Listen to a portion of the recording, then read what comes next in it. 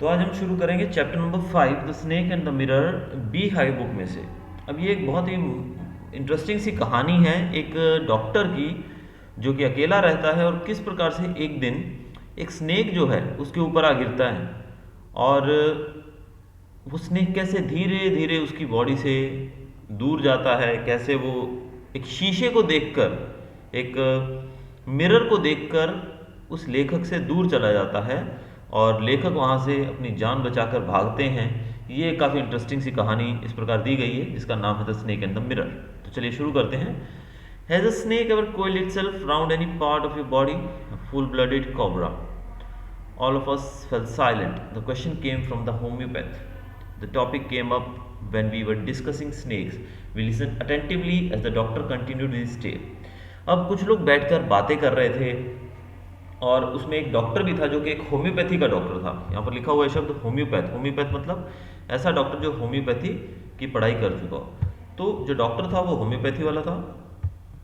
और जब वो लोग कुछ लोग बैठ के ग्रुप में बात कर रहे थे, अब टॉपिक क्या चल रहा था, जब बहुत सारे लोग बैठकर गप्पे मार रहे होते हैं तो कोई भी टॉपिक खड़ा हो जाता है हमारे सामने। हमें पता है कि कहीं से भी कोई भी बात निकलती है तो फिर उस पर सब लोगों के अपने अपने विचार, अपने अपने एक्सपीरियंसेस आने लगते हैं। तो यहाँ पर टॉपिक उठा अ फुल ब्लडेड कोबरा, यानी एक पूरा बड़ा, एक अडल्ट कोबरा, यानी कि फुल बड़ा कोबरा जो है वो कैसे अगर किसी के हाथ पे बैठ जाए, किसी की बॉडी के किसी पार्ट को अगर चिपक जाए। कोइल्ड मतलब सांप, आपको पता है ऐसे गोल गोल कुंडली मार के बैठ जाता है। तो अगर ऐसा बैठ जाए अगर कोई सांप तो क्या होगा। तो ऐसे में ये टॉपिक उठा। तो डॉक्टर जो था, डॉक्टर ने अपनी कहानी सुनानी शुरू की सांप से related. It was a hot summer night about 10 o'clock. I had my meal at the restaurant and returned to my room. I heard a noise from above as I opened the door. The sound was a familiar one. One could say that the Wrights and I shared the room. I took out my box of matches and lighted the kerosene lamp on the table.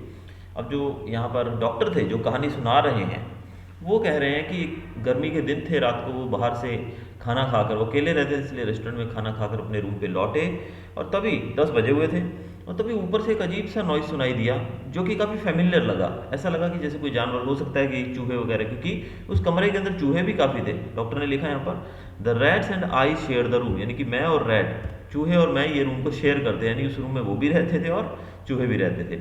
फिर इन्होंने अपनी माचिस निकाली और kerosene का lamp जो रहता है, दिया रहता है, वो जलाया। The house was not electrified. It was a small rented room. I had just set up medical practice and my earnings were meager. I had about 60 rupees in my suitcase along with some shirts and dhotis. I also possessed one solitary black coat which I was then wearing. अब doctor कह रहे हैं कि घर जो था electrified नहीं था, उस घर के अंदर बिजली नहीं थी, बिजली के बिना था वो घर, छोटा सा कमरा था। क्योंकि डॉक्टर जो थे वो अभी अभी नए नए अपनी प्रैक्टिस उन्होंने शुरू की थी, डॉक्टरी शुरू की थी और इनकी कमाई बहुत ही कम थी। इनके पास 60 रुपये थे जो कि इनके सूटकेस के अंदर पड़े थे और कुछ कपड़े, शर्ट्स, धोतीस थी और इनके पास एक काले रंग का कोट था जो उस समय इन्होंने पहन रखा था। I took off my black coat, white shirt and not so white vest and hung them up. I opened the two windows in the room. It was an outer room with one wall facing the open yard. It had a tiled roof with long supporting gables that rested on the beam over the wall. There was no ceiling. अब लेखक ने जो बताया Gable, Gable word का मतलब है इस तरह का, जो ये आप ढांचा देख रहे हैं पिक्चर के अंदर, इसको गेबल कहा जाती है। जो देख रहे हैं ना, दिस इज कॉल्ड गेबल, ये जो ट्रायंगुलर बना हुआ है। तो जो घर था उनका वो एक छोटा सा कमरा था जो कि एक दीवार उसके ओपन ग्राउंड की तरफ थी। और लेखक जो थे वो थके हुए आए, उन्होंने आकर दो खिड़कियां थी जो कमरे के अंदर, उनको खोला और फिर अपना जो काला कोट था, उन्हें वाइट शर्ट पहनी हुई थी, वो सब टांग दिया आकर कमरे में। और नोट सो वाइट वेस्ट, यहाँ पर देखिए शब्द लिखा हुआ है नोट सो वाइट वेस्ट, यानी कि उनकी जो बनियान थी वो इतनी साफ़ सुथरी नहीं थी वाइट, क्योंकि बनियान आपको पता है we are using it under the shirt, तो उसमें तो पसीना वगैरह काफ़ी लगता है, तो शायद वो प्योर वाइट होती है, तो वो नहीं थी pure white. There was a regular traffic of rats to and fro the beam. I made my bed and pulled it close to the wall. I lay down, but I could not sleep. I got up and went out to the veranda for a little air, but the wind god seemed to have taken off time off. अब लेखक यहाँ पर जो doctor हैं वो कहते हैं कि उन्होंने वो कमरा जो था उसमें जो चूहे थे, चूहों का आना जाना तो फ्रीक्वेंट था, वो बीम के सहारे अंदर आते थे और वहीं से बाहर चले जाते थे। डॉक्टर ने अपना बेड जो था वो लगाया, तैयार किया और अपनी खटिया को, अपने बेड को दीवार के पास में ले गए ताकि थोड़ी हवा मिल सके इनको। लेकिन इनको नींद नहीं आ रही थी उस समय, तो फिर ये बाहर निकल गए बरामदे में, और बरामदे में जाके थोड़ी हवा की एक्सपेक्टेशन करने लगे। लेकिन ऐसा लगा उस दिन विंड गॉड यानी कि वायुदेव जो थे वो छुट्टी पे थे, यानी कि हवा नहीं थी। I went back into the room and sat down on the chair. I opened the box beneath the table and took out a book, the Materia Medica. I opened it at the table on which stood the lamp and a large mirror. A small comb lay beside the mirror. ये फिर से कमरे में गए, chair पे बैठ गए और एक बॉक्स था इनके सामने, उसको खोला। टेबल के ऊपर जो बॉक्स था, ड्रॉर बोलते हैं इसको, वो खोला और उसके अंदर से एक बुक निकाली। बुक का नाम था मैटीरिया मेडिका। ये नाम आपको याद रखने कि इसमें से कुछ क्वेश्चंस बीच में से भी आ सकते हैं। तो ये किताब बाहर इन्होंने निकाली और इसको टेबल पर रख के पढ़ने की तैयारी करने लगे। और टेबल के ऊपर एक लैंप भी पड़ा था और सामने शीशा था और कंघी पड़ी हुई थी। One feels tempted to look into mirror when it is near one. I took a look. In those days, I was a great admirer of beauty and I believed in making myself look handsome. I was unmarried and I was a doctor. I felt I had to make my presence felt. I picked up the comb and ran it through my hair and adjusted the parting so that it looked straight and neat. Again, I heard that sound from above. लेखक जो थे वो शीशे के सामने बैठे थे। अब जब आदमी एक जवानी के समय, खासकर जब आदमी शीशे के सामने होता है, तो वो काफ़ी ज़्यादा, मतलब शीशे को ज़्यादा देखना पसंद करता है, अपने आप को ज़्यादा निहारता है। तो यहाँ पर जो लेखक थे, ये डॉक्टर थे, ये जब शीशे के सामने थे तो इनको भी काफ़ी मतलब मन हुआ शीशे में देखने का। इन्होंने शीशे में देखा अपने आप को, और उन दिनों ये काफ़ी सुंदर दिखना चाहते थे, क्योंकि ये बहुत ही, एक तो यंग थे, दूसरा ये अनमैरिड थे। तो ये चाहते थे कि कहीं भी ये जाएं तो इनका प्रेजेंस फेल्ट हो, यानी कि सामने वाले को लगे कि भाई कोई आया है, अपने आप को बताना वहाँ पर कि आई एम देयर। तो इतना ज़्यादा खूबसूरत आदमी दिखेगा तभी उनका प्रेजेंस जो है वो फील किया जा सकता है। फिर इन्होंने कंघी उठाई और अपने बालों को ठीक किया, साफ़ सुथरा किया, और फिर से इनको वही साउंड ऊपर से सुनाई दिया जो पहले जब ये रूम में एंटर हुए थे वो साउंड सुना था, वही दोबारा सुनाई दिया। I took a close look at my face in the mirror. I made an important decision. I would shave daily and grow a thin mustache to look more handsome. I was after all a bachelor and a doctor. इन्होंने ध्यान से शीशे के पास जाकर अपने चेहरे को देखा और डिसाइड किया कि मैं रोज़ शेव करूँगा और पतली सी मूछें भी उगाऊंगा, क्योंकि मैं एक बैचलर यानी कि कुंवारा हूँ अभी तक और एक डॉक्टर भी हूँ। I looked into the mirror and smiled. It was an attractive smile. I made another earth-shaking decision. I would always keep that attractive smile on my face to look more handsome. I was, after all, a bachelor and a doctor too on top of it. अब doctor ने फिर से शीशे के पास जाकर थोड़ा smile किया। उनकी स्माइल काफ़ी अट्रैक्टिव थी, तो इन्होंने एक और डिसीजन लिया कि हमेशा मैं अपने चेहरे पे स्माइल रखूँगा, क्योंकि इससे मैं और ज़्यादा हैंडसम लगता हूँ, क्योंकि मैं एक डॉक्टर भी हूँ और एक बैचलर भी हूँ। फिर से ऊपर से वही नॉइज़ आया, वही जो आवाज़ थी फिर से आई। I got up, paced up and down the room. Then another lovely thought struck me. I would get married to a woman doctor who had plenty of money and a good medical practice. She had to be fat for a valid reason. If I made some silly mistake and then needed to run away, she should not be able to run after me and catch me. फिर ये उठे और room में आगे पीछे होने लगे। तब इनके दिमाग में ख्याल आया कि मैं शादी करूँगा और एक महिला डॉक्टर से शादी करूँगा, ऐसी डॉक्टर जिसकी अच्छी कमाई हो, जिसकी प्रैक्टिस सेट हो एकदम, और वो मोटी होनी चाहिए। मोटी क्यों होनी चाहिए कि अगर मेरे से कोई गलती हो जाए तो वो मेरे पीछे दौड़ कर मुझे पकड़ ना पाए, इसलिए वो मोटी होनी चाहिए। With such thoughts in my mind, I resumed my seat in the chair in front of the table. There were no more sounds from above. Suddenly there came a dull thud, as if a rubber tube had fallen to the ground. फिर ये ऐसा सोचते हुए उस chair पे जाके बैठ जाते हैं और फिर ऊपर से कोई साउंड नहीं आता। लेकिन तभी अचानक ऊपर से रबर की ट्यूब, समझिए कि एक रबर की ट्यूब जो रहती है वो ऊपर से गिरे तो कैसी आवाज़ आएगी, वो आती है। Surely nothing to worry about. Even so, I thought I would turn round and take a look. No sooner had I turned than a fat snake wriggled over the back of the chair and landed on my shoulder. The snake's landing on me and my turning were simultaneous. अब जब ऊपर से कुछ गिरने की आवाज़ आई तो वैसे तो कोई घबराने की बात नहीं थी, सडनली ऐसा हुआ, कुछ गिरा होगा भी। लेकिन जब इन्होंने पीछे मुड़ के देखा तो इनका मुड़ना और पीछे सांप इनकी जो कुर्सी के पीछे एकदम इनके कंधे के पास में बैठा हुआ है। I didn't jump, I didn't tremble, I didn't cry out. There was no time to do any such thing. The snake slithered along my shoulder and coiled around my left arm. A above the elbow. The hood was spread out and its head was hardly 3 or 4 inches from my face. अब सांप के गिरते भी कैसा reaction होगा हम सबका?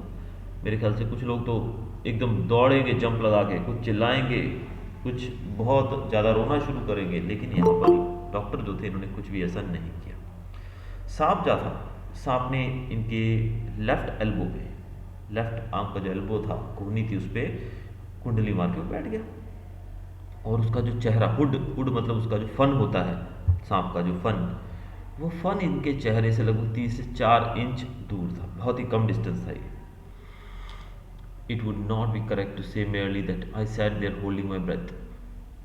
I was turning to stone, but my mind was very active. The door opened into darkness. The room was surrounded by darkness. In the light of the lamp, I sat there like a stone image in the flesh. अब ये अपनी सांस रोक कर बैठ गए वहाँ पे, क्योंकि भी सांप सामने हो तो आप सोच सकते हो क्या हालत होगी आदमी की। सांप सामने गया हो, सांप आपकी बॉडी के ऊपर लिपटा हो, तो ये एक पत्थर की तरह है, बिना हिले डुले मूर्ति बन गए। लेकिन इनका दिमाग चल रहा था अभी भी। चारों तरफ अंधेरा था, ये लैंप के पास बैठे थे और सामने शीशा था और एक stone image of in the flash, यानी कि एक पत्थर की इमेज बनकर ये बैठ गए। I felt then the great presence of the creator of this world and this universe. God was there. Suppose I said something and he did not like it. I tried in my imagination to write a bright letters outside. My little heart the words, oh God, there was some pain in my left arm. It was as if a thick leaden road, no, a road made of molten fire, was slowly but powerfully crushing my arm.